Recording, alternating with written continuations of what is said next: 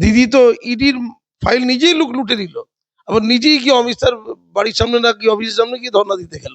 সব এমপি গুলোকে ধর্ণা দিতে বলে দিয়েছে, বিক্ষোভ করতে বলে দিচ্ছে, চ্যাংদোলাকে তুলে নিয়ে যাচ্ছে।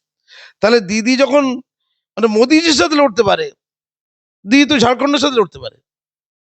তুই তো ভাই না কি হয় ওই হেমন্ত সোরেনের ওই জায়গাটা লড়তে পারে, তো লড়ি কেন, দিদি যায়নি কেন? যত মোল্লা মার খাবে তত প্রমাণ হবে বিজেপি নাকি ধরে ধরে মারে। মানে হেমন্ত সোরেন মারলো বিজেপির দোষ, আল্লাহ মোহাম্মদ রসুল্লাহ। মানে এই কথা, এই কলমাটা পড়লি সে ইসলাম ধর্ম নিয়ে নিল। ধরো ইসলাম মতে তুমি ধর্ম নিতে চাই, তাহলে তোমার কি করতে হবে? অন্য কিছু করতে হবে না, তোমার কলেমা পড়তে হবে, লা ইলাহা ইল্লাল্লাহু মুহাম্মাদুর রাসূলুল্লাহ। আল্লাহ সর্বশক্তিমান, আমি সাক্ষ্য দিচ্ছি যে হযরত মুহাম্মদ সাল্লাল্লাহু আলাইহি সাল্লাম আল্লাহর প্রেরিত পয়গম্বর। এইটা বাংলায় তাই মানে হচ্ছে। এইটা বলা মানে ওনার দুর্গা অঙ্কন করা যাবে না। মিডিয়ার লোক গেছে পিটিয়ে দিয়েছে, মহিলা মিডিয়া তাকেও পিটিয়ে দিয়েছে। তুমি বলছে জুম বাবারে একটু একটু আমন টমন করবে, জুম্মা বারে সব দেখতে আচ্ছা, জুম্মা বারে ধরো মুসলমানরা খেপে গিয়ে পুরো কালীঘাটে যত লোক বেঁধে দিল, জুম্মা বারে মেরে দিতেই পারে। দিদি বলো আগে বলুন আগে।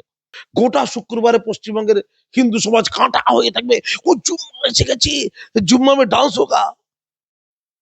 শুক্রবার এসে গেছে, ওরে বাবা ওটা মুসলমানদের বার, ওই বারে আমরা কেউ রাস্তায় বেরোবো না, সব বাড়ির মধ্যে লুকিয়ে থাকবে। কি কথাবার্তা ওদের ক্ষোভ সঙ্গত মানে? এটা কি মুসলমানরাই ক্ষোভ দেখাবে, হিন্দুরা ক্ষোভ দেখাবে না?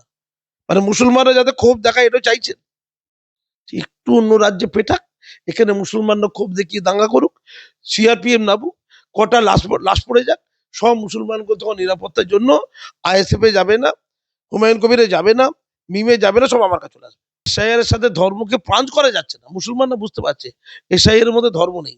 দিদি কায়ের জন্য ধর্মকে ঢোকাবে, ঔদ্ধত্যের একটা সীমা থাকে তো, একদম চূড়ায় চলে গেছে ঔদ্ধত্যের। সুপ্রিম কোর্ট এই ঔদ্ধত্যটা ভেঙে দিই। আজ আর কাল প্রধানমন্ত্রী নরেন্দ্র মোদী বাংলায় আসছেন, রাজ্যে আসছেন। আজ আর কাল প্রধানমন্ত্রীর সভা কতটা তাৎপর্যপূর্ণ এই মুহূর্তে বাংলার কাছে? ওনার পাল্টানো দরকার, চাই বিজেপি সরকার। কি হতে চলেছে এবার ঠিক? উনি বলবেন, দুঃখ করবেন, উনি বাংলার মানুষকে স্বপ্ন দেখাবেন। বাংলা মানুষ স্বপ্ন দেখতে চায়, মুক্তি পেতে চায়, বাঁচতে চায়। কে না বাঁচতে চায় বলো? দিদি নিয়ে না লোক বিস্মিত, সেটা কি করে সম্ভব? আমি না কিছুটা উদ্বিগ্ন হয়ে আছি, আমি কিছুটা বিস্মিত হয়ে আছি, কিছুটা ঘোরের মধ্যে আছি, জানো তো, যে কি করে সম্ভব এটা আর কি। দেখো দিদি ফাইল নিয়ে চলে যাওয়ার পর এই কারুলিয়া না গারুলিয়া আছে না দিনাজপুরের না কোথায়, সেখানে গিয়ে দেখো ভিডিওকে একদম শাস্তা করে দিয়েছে। আর ফারাক্কাতে সে আবার ভিডিও দপ্তরকে ভেঙে চড়ে দিয়ে বলছে মনিরুল আর কি বিধায়ক, সে বলছে 3টে না 4টে গ্রেপ্তার করেছে, মনিরুলকে গ্রেপ্তার করা যাবে না। গ্রেপ্তার করবে? আর দিদিকে কি গ্রেপ্তার করতে পেরেছে? পেরেছে? নেতাদের গ্রেপ্তার করা যাবে না এই রাজ্যে। সে বলে আর একটা গ্রেপ্তার করে দেখা, পুলিশকে বলে দিল গ্রেপ্তার কি হবে আর হবে না আসলে মনিরুল ঠিক করে দেবে। মনিরুল ভাঙবে, মনিরুল চুরবে, আর মনিরুল ঠিক করে দেবে গ্রেপ্তার হবে কি হবে না।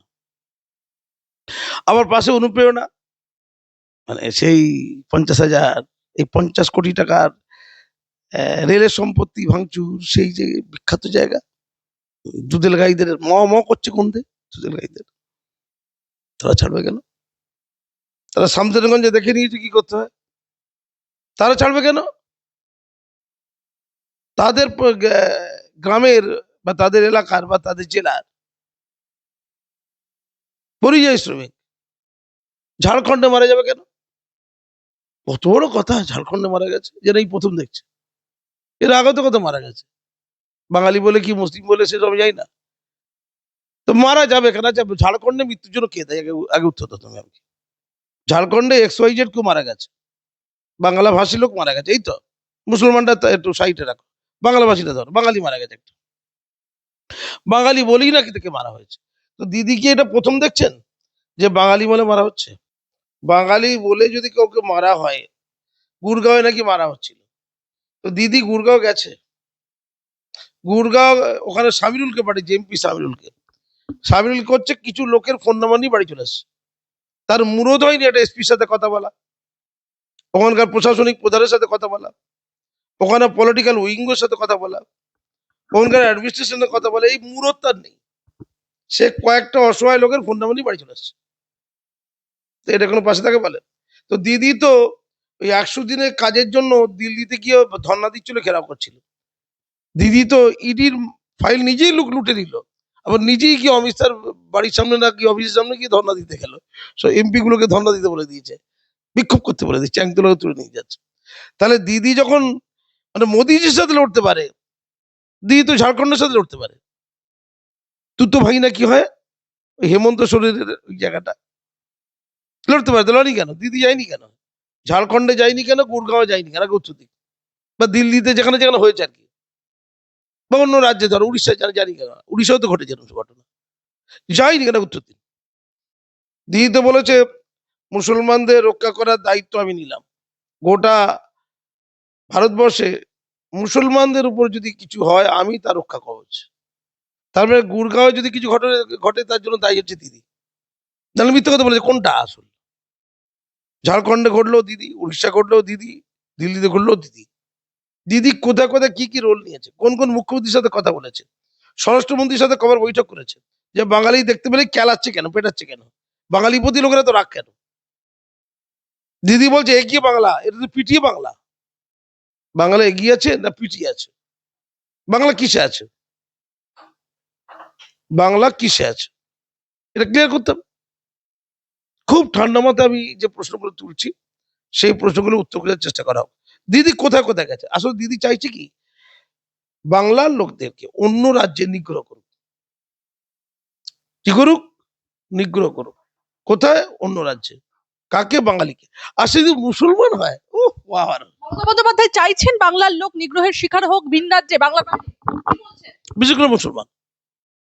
তখন বলবে ডবল ইঞ্জিনের সরকার ছিল, বিজেপি অন্য রাজ্যে কি টর্চার করে দেখো, তোমরা কি করে এই ওদেরকে বাংলা এন্ট্রি দিচ্ছ, যেখানে আমরা বাঙালিরা অন্য রাজ্যে সুরক্ষিত নয়, সেখানে কি করে আমরা ওই ওই বিজাতীয় বিজেপিকে পশ্চিমবঙ্গে ঢোকাচ্ছি, এই চারটি বিজেপিকে পশ্চিমবঙ্গে ঢোকাচ্ছি, তাহলে পশ্চিমবঙ্গ তো উড়িষ্যা হয়ে যাবে নাকি?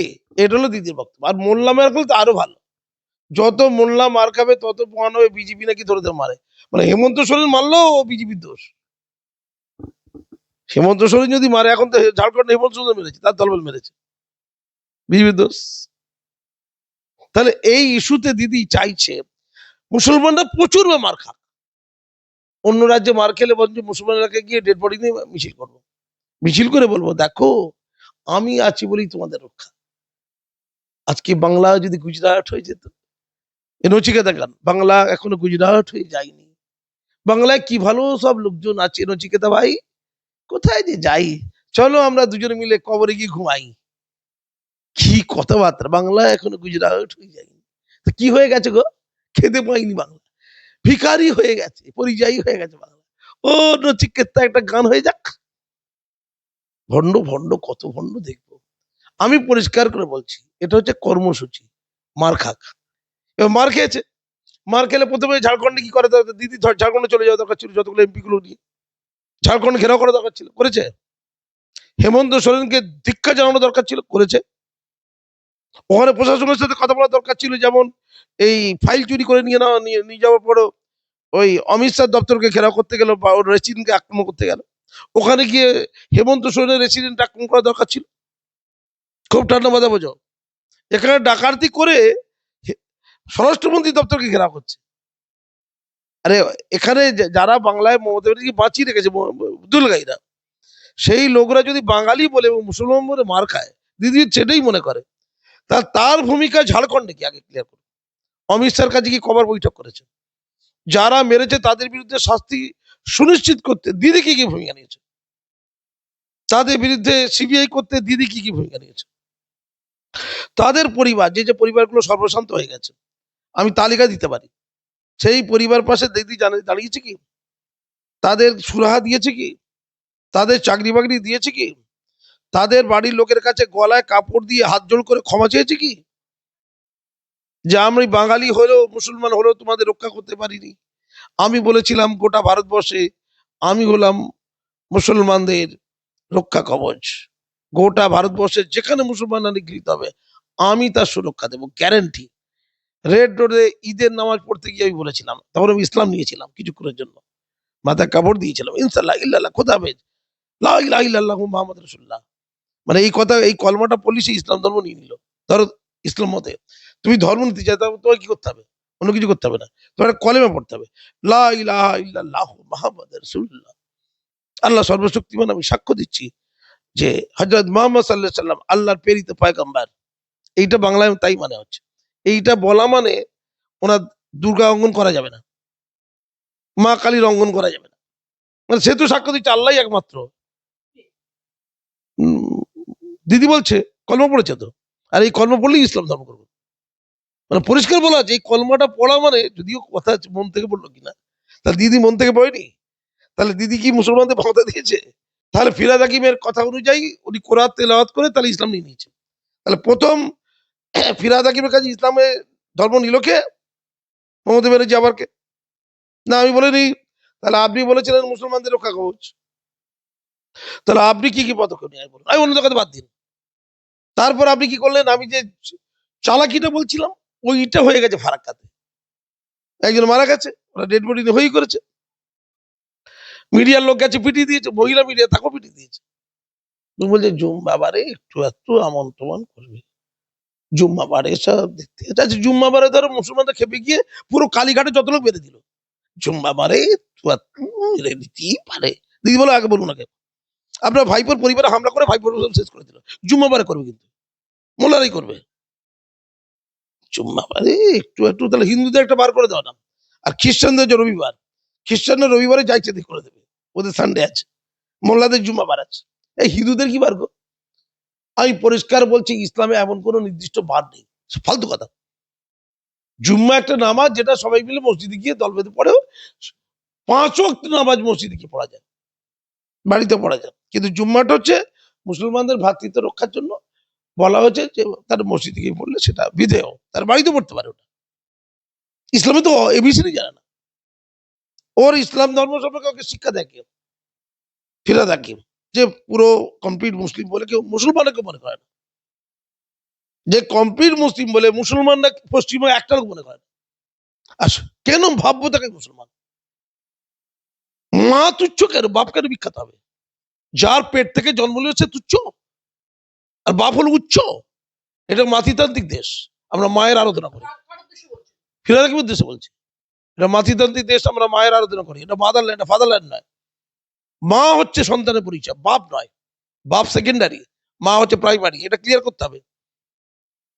কোনো অসুবিধা নেই, মা বাপ আলাদা, লাভজাত বলছি না ওটাকে, আমি ভাবে ধরবো না, ওর পক্ষে নেই। ভালোবাসা ভালোবাসা, পবিত্র জিনিস ওটা, ওটা ছোট করবো না, আমি এত তুচ্ছ নেই।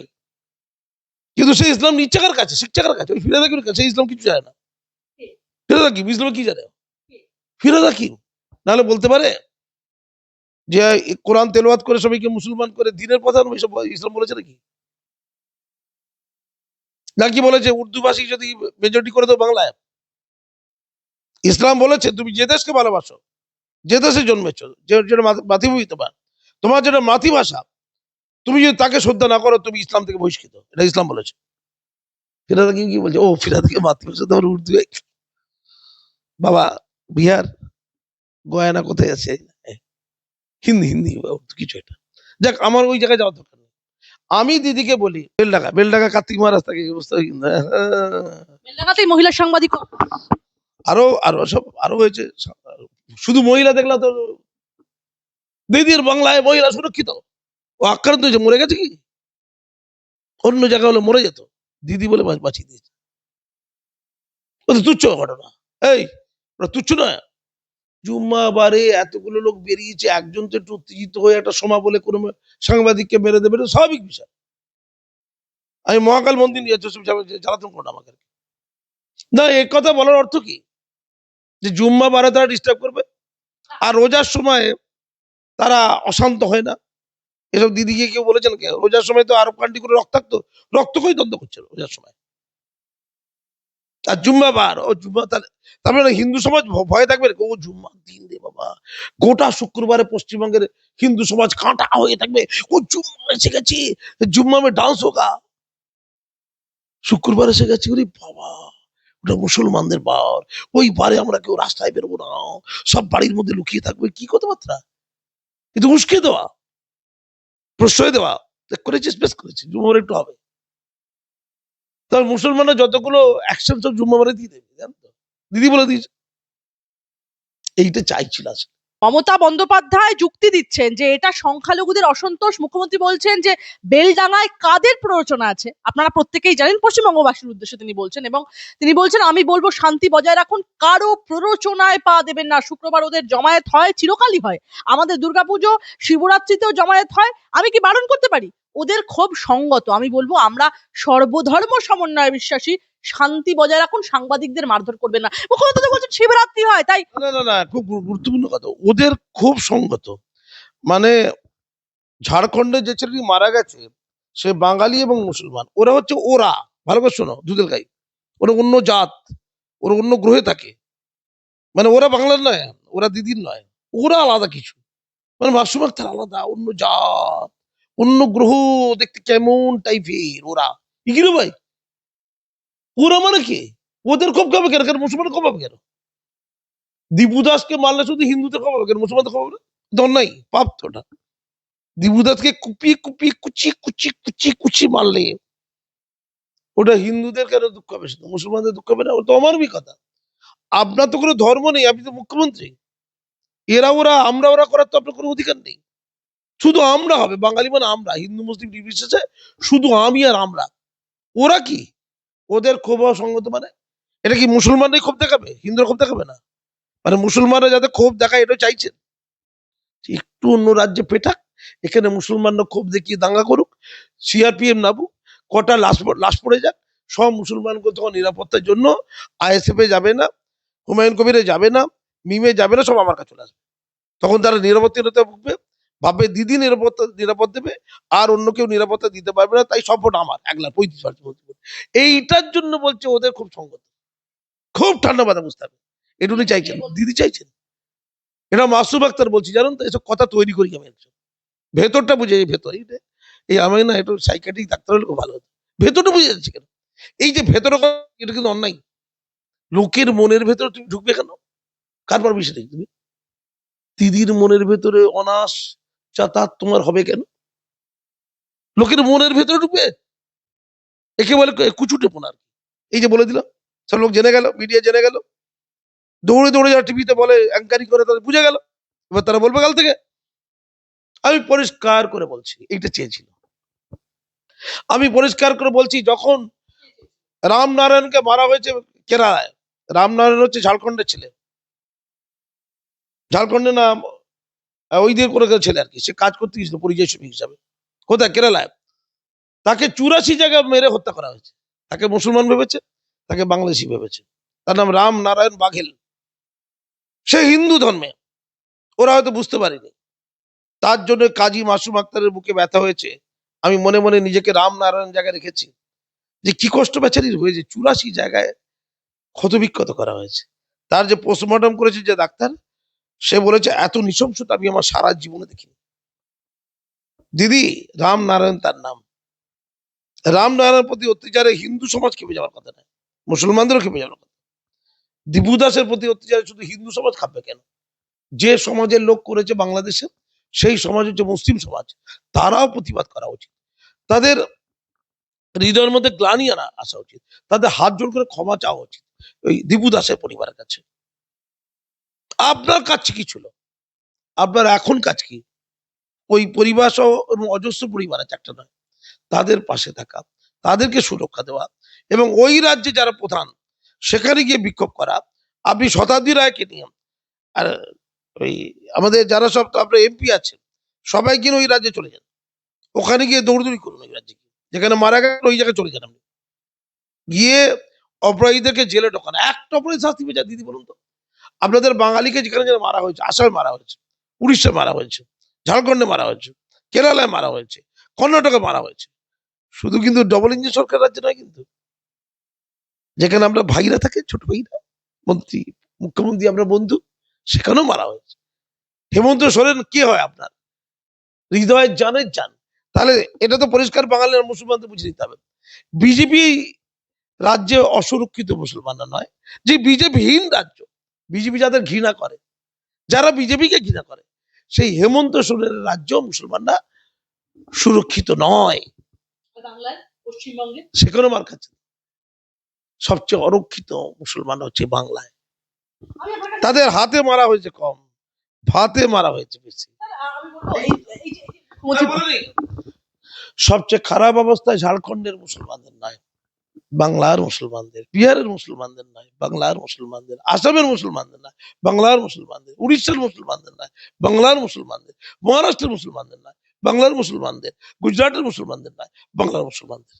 কারণ শিক্ষা, অর্থ, চাকরি, স্বাস্থ্য, ক্ষমতায়ন, ব্যবসাপত্র, মর্যাদা সবেতেই গোটা ভারতবর্ষের মধ্যে সবচেয়ে পিছিয়ে পড়া মুসলিম জনগোষ্ঠী এই বাংলায় থাকে। এদের হাতে মারা হয়নি, ভাতে মারা হয়েছে, দরজা বন্ধ করে দেওয়া হয়েছে, আর ভেতরে কিছু ছোলা ছড়িয়ে দেওয়া হয়েছে। কাকের মতো কদিন ধরে ছোলা কি আর খেতে পাচ্ছে না বেচারিরা। তোদের হিন্দুরা মারবে না, তোরা না খেতে দেবে মর। শুকিয়ে রুক্ষ সূক্ষ্ম হয়ে না খেতে পেয়ে শেষে বাগী হয়ে গেছে, শেষে গুন্ডা হয়ে গেছে, শেষে মস্তান হয়ে গেছে। মুসলমানদের মধ্যে গুন্ডা মস্তানটা খেতে পায় শুধু। বলেছিলাম পরিবারে চলে আসুক, তাদের চাকরি হয়ে যাবে। দিদি, কেউ শখে যায়? ঝাড়খণ্ডে যে ছেলেটি গিয়েছিল, তার বাবা মা বউ বাচ্চা আছে, থাকতে পারে, ভাই বোন আছে, সে কেন এখানে যদি 10,000 টাকা তার বেতন হতো বা মাসে কামাতো, সে ঝাড়খণ্ডে যেত। ধরুন ঝাড়খণ্ডে 10,000 টাকা ইনকাম, আর বাংলাতেও 10,000 টাকা, দুনিয়া উল্টে গেলেও সে ঝাড়খণ্ডে যেত। দেখা যাবে বাংলা হয়তো 10,000 টাকা ইনকাম, 3,000 টাকা ইনকাম, ঝাড়খণ্ডে 20,000 টাকা ইনকাম, তাই সে ঝাড়খণ্ডে গেছে। তো আপনার বাংলা কেন 20,000 টাকা সেই ছেলেটি ইনকাম করতে পারছে না? ঝাড়খণ্ড তো ভারতবর্ষের একটা পিছিয়ে পড়া রাজ্য, সেই ঝাড়খণ্ডের বিহারের পিছিয়ে পড়া রাজ্যে চলে যাচ্ছে বাংলার বাঙালিরা। আপনার উন্নত এগিয়ে থাকা বাংলা কেন তারা নেই? চমড়ির ব্যবসা করবে দিদি, কচুরি বারের ব্যবসা করবে, সৌরভ গাঙ্গুলির ওই শালবনিতে তারা কাজ করবে। বাংলার তো 1 নম্বর ইন্ডাস্ট্রিয়ালিস্ট কে? শিল্পপতি সৌরভ গাঙ্গুলি। এখন তো টাটা চলে গেছে, শ্মশান মহাশ্মশান করে দিয়েছে দিদি সিঙ্গুরকে। গোটা সিঙ্গুর খাচ্ছে, ওদের মোহ হয়েছিল দিদির প্রতি। কি ভালো দিদি জমি রক্ষার জন্য শহীদ হতে রাজি। ওরা বিশ্বাস করেছিল দিদিকে, বুদ্ধিজীবীরা বিশ্বাস করেছিল, বাংলার মতো নেচেছিল নন্দীগ্রাম সিঙ্গুর। এখন প্রত্যেকে একসাথে কাঁদছে। এই বাংলার মুসলমানদের বলি, আপনার কান্নাটা বাকি আছে না? সিঙ্গুরে যান, একটু শিক্ষা নিয়ে নিন। সিঙ্গুরের লোককে কিভাবে প্রতারিত করেছে। বাংলার মুসলমানদের বলি, এখনো প্রতারিত হওয়া কিছুটা বাকি আছে না? এখনো গায়ে আগুন ধরেনি না? এখনো পুড়ে ছাই হয়ে যাচ্ছেন না? না, আত্মসম্মানটা চাষন। দুবেলা খেতে হবে না, একবেলাই খান, মর্যাদার সাথে বাঁচুন। কাশ্মীর শান্ত হয়ে যায় কিন্তু বেলডাঙ্গা শান্ত হয় না, কেন? এসআইআর রুখতেই কি এই সংকেত নাকি? হবে না তো। এসআইআর এর সাথে ধর্মকে প্রাঞ্চ করা যাচ্ছে না। মুসলমানরা বুঝতে পারছে এসআইআর এর মধ্যে ধর্ম নেই। দিদি কায়ের জোরে ধর্মকে ঢোকাবে, ঠোক ঠোক, ধর্ম ঢুকছে না কেন? সিয়ের মধ্যে কি সুন্দর ধর্ম ঢুকিয়েছিলাম, এখানে জোরে এসে জলের মধ্যে, মানে গ্লাসের মধ্যে জল ঢুকছে না, একদম মুখটা জাম হয়ে আছে, সে মুখটা পরিষ্কার করে ধর্ম ঢোকাচ্ছে, দিদি মধ্যে আছে। একটা মেডিকেল কলেজকে তুলে দেওয়া হলো, 42 জন মুসলমান ছেলে সেখানে চাকরিতে জয়েন করছিল, মেডিকেল ডাক্তার। সংখ্যায় যে 50 জনের মধ্যে 42 জন মুসলমান, ওরা কেউ বিক্ষোভ করেছে, ভালো মন্দ আমি যাচ্ছি না, তাতে মেডিকেল কলেজটা বন্ধ হয়ে গেছে। দিদি দরকার ছিল মেডিকেল কলেজ যাওয়ার, জম্মু থেকে বিক্ষোভ করার। মুসলমানরা মূল ধারা শিক্ষা যাবে, তারা ডাক্তার হবে। দিদি চুপচাপ আছে, শিক্ষিত করবি কেন? তাই হুমায়ুন কবিরকে দিদি পছন্দ ছিল, কিন্তু বেলডাঙ্গার হুমায়ুন কবির, বেলডাঙ্গার নয়, কোথাকার, ভরতপুরের। কিন্তু ডেবরার হুমায়ুন করে আইপিএস, সেটা চলবে না। শিক্ষিত একদম ত্যায্য, মুসলমান হচ্ছে বা শিক্ষিত। তুমি হুমায়ুন কবিরের কাছে যাও, আইপিএস, সে কাঁদছে। আর ভরতপুরের হুমায়ুন কবির নতুন দল তৈরি করে বলেছে, সে নতুন বাবরি মসজিদ করছে। সামিউল ইসলাম বেচারিটা লেখাপড়া জানা ছেলে, তাকে কুকিয়ে রেখে দিয়েছে জড়ো করে একদম। দিদি একবার ভুল বলছিল স্টেজে, সামিউল কালামের, দিদি এইটা ভুল হয়ে যাচ্ছে, পাপ আমার ভুল হয়।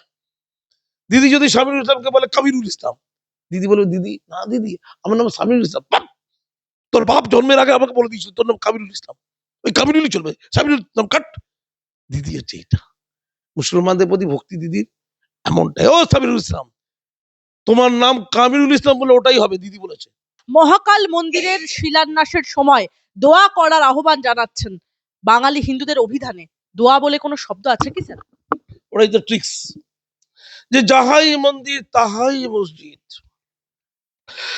যাহাই গুরুদুয়ার তাহাই হচ্ছে চার্চ, যাহাই হিন্দু তাহাই মুসলমান। ওটা কালচারাল হাব। আমি জগন্নাথ দেবকে নিয়েছি, কালচারাল হাব করে ছেড়েছি।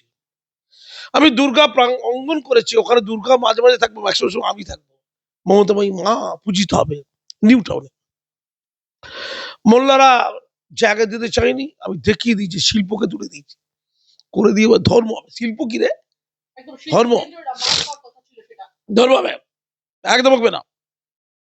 আরে এই কটা দিনের জীবন কেন থেকে হয়ে করবে?